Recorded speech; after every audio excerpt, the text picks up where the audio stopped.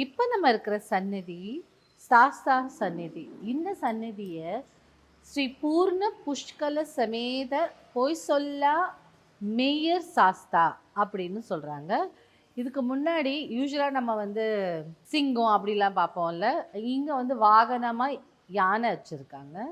இதுக்கு பின்னாடி பார்த்தீங்கன்னா இந்த சிவனோட கர்ப்பகிரகத்துக்கு பின்னாடி ஒரு யானையின் பேக் சைடு வடிவமாக ஒரு வளையமாக இருக்குது.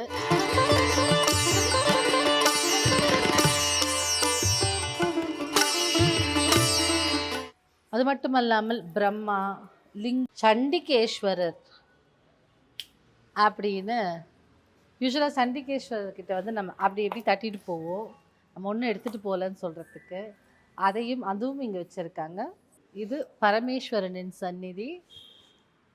பரமேஸ்வரனும் பரமேஸ்வரியும் இங்கே பரமேஸ்வரியின் வடிவமாக வாராகி தான் இருக்கா. ஸோ வாராகி இங்கே பரமேஸ்வரி ஸ்வரூபமாக இருக்கிறார். இங்கே காவல் தெய்வமாக இருக்கிறது நம்ம மதுரை வீரர்.